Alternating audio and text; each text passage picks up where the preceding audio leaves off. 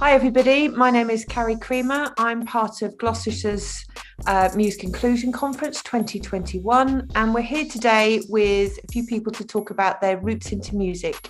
So if I can ask you each to explain who you are and what your involvement is. I'm Emily Malcolm. I'm a freelance project manager and part of the team that's been working on the conference. Hi, I'm Jordan Pepin, and I am a master's student and also a trustee at the Music Works, and I've been working on this conference with these right here. Hi, my name is Gulshat Kadirova, but people call me G. I am also one of the organisers for this conference and a Music Works trustee. Right, thanks guys. So part of the Inclusion Conference is finding out a little bit more about everyone that's involved in it and about their journey and their roots into music. So we invited you guys today to find out a little bit more about you.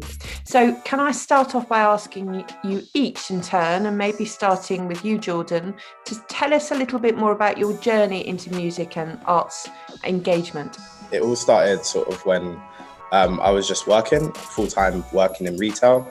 And I always had a passion for music. Through a friend of mine, made me aware that there's roles in music that you can do that don't involve performing, because I'm not very artistic in that sort of sense. And I really liked the idea of being able to get involved in some sort of way. And I just searched up a music business course, and I found a course in Cheltenham where I enrolled.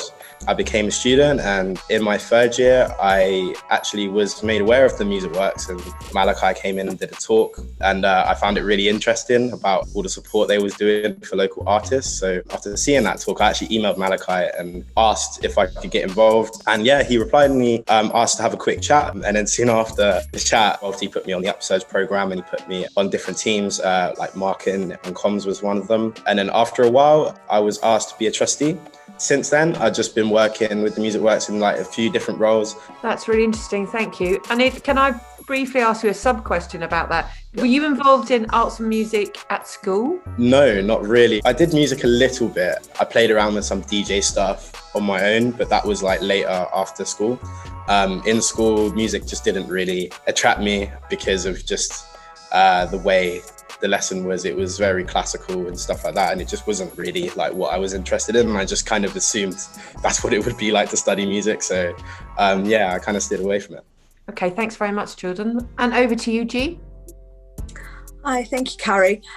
So my involvement with music didn't actually start until 2019, because I was referred from pain management to the Music Works. Previously I had an interest in music, but didn't really pursue it because I didn't play a musical instrument. I just sang, and I thought that had to be a component of it. So I never even considered taking it for GCSE or anything like that. Since being involved with the Music Works, I have managed to write songs, play songs with my group, and since COVID we had to move online, so that was one-to-one lessons with our music leaders. So I'm wondering, it's more of a reflection really, is why you didn't feel that music at school was something that you could engage with. One of the reasons was because a lot of the teachers kind of insinuated that you had to be musical and be playing a musical instrument to actually take the subject. And frankly, I wasn't very confident in my singing ability. I would only sing to myself at home or in the shower, so I never explored it properly. I kind of just said to my pain management psychologist, I said to her, look, I enjoy singing, but I don't really know how to pursue that. And she just said to me, well, we've got a program fit for young people with chronic pain. They have music sessions every week if I would be interested. So I went along to the taster session and I loved it. And from that was history.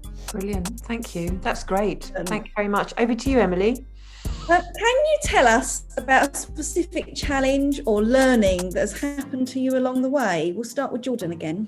I would say my biggest challenge probably was the mental health aspect to everything. So basically I've been in therapy recently, and I started that and actually got diagnosed with GAD, which is generalized anxiety disorder, which is basically, it means that throughout your entire day you just kind of have anxiety. So yeah, I'd say that's probably my biggest barrier. And G, can you talk a bit about any challenges or learning you've had along the way? Have we got all day? Okay, so well, I would say my two biggest challenges, again, same as Jordan, mental health, but I think one thing that overshadows all of that is my disability. I have been disabled since birth, and the doctors needed to monitor me throughout my childhood and early adolescence. And from that, I have had quite a few mental health issues. Obviously, it affects confidence. As a child growing up, the school experience wasn't the best. Since then, I have worked on that and I am in a better place. But again, I have my good days and my bad days, especially when I have pain. Of course, that impacts it greatly. Okay, I've got a quick sub-question, if that's okay to ask you both. If I start with you, Jordan, I just wanted to know if you could elaborate more about, was there any kind of self-care advice or support within school or other environments to help you manage your well-being and your mental health during that time? Because it sounds like it's quite an intense period for both of you. To be honest, no one identified anything for me. It was all pretty much me reaching out, and I actually got in contact with, I phoned my GP in the end, and they put me in contact with Let's Talk, and then they refer you to a therapist on the NHS. Now that I am in therapy and I've been doing it for about 2 months, maybe now, it has helped massively. So that's kind of my experience. I bumped into the school counsellor, which I didn't know was the school counsellor, and we kind of just started chatting, and he was really supportive. And he said to me, oh, you know, I've got some slots available if you would like to take them up. And I said, yes, that would be great. And we started our sessions. And I think that was the first time in years that I felt like I was taking my first steps forward towards healing and just bettering myself. I guess being a disabled individual, you learn to grow in confidence and act confident around others. And as Jordan said, he had the same problem where people just don't realize or don't notice that you're struggling.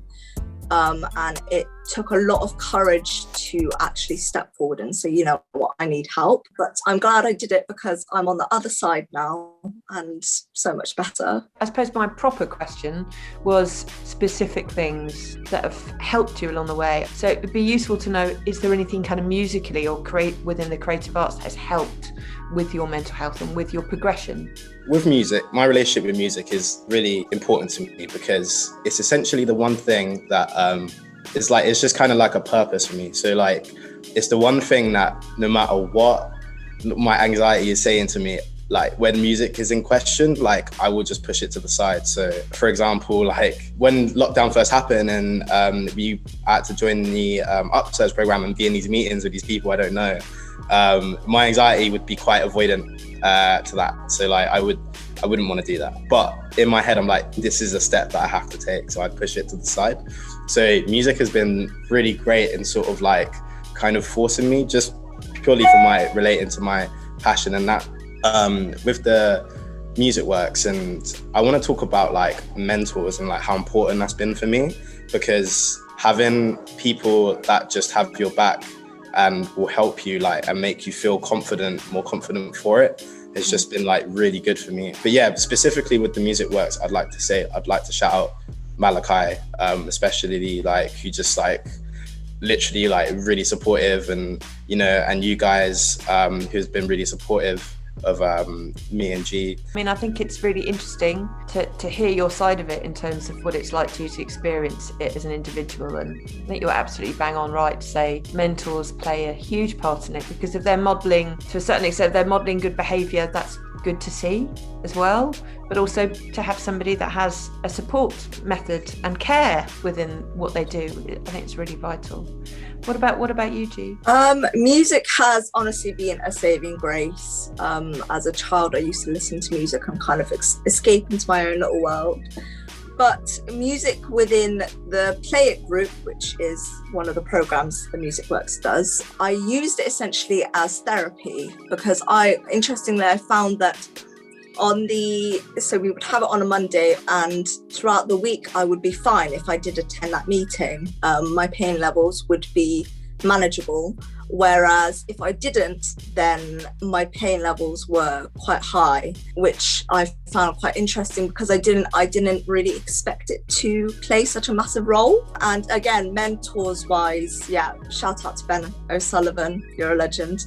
Ben and I have over the 2 years, have gotten really close, and we're always chatting with each other about this and that, and we both understand how important mental health is, and it's just amazing to be able to talk to somebody within that capacity, because at the beginning I expected for there to be like a teacher-student relationship, but having attended those play it sessions, my eyes were open to this completely new style of teaching where you're there to guide, not direct. And that relationship within itself kind of confirmed to me that it's okay to open up, and it's okay to kind of use those sessions for what they're there for. And throughout lockdown, Ben and I have worked on a couple of songs. I write the lyrics and he helps with the melody. Yeah, honestly, it's been amazing. On the nights where I can't sleep, I get my phone out and write some lyrics in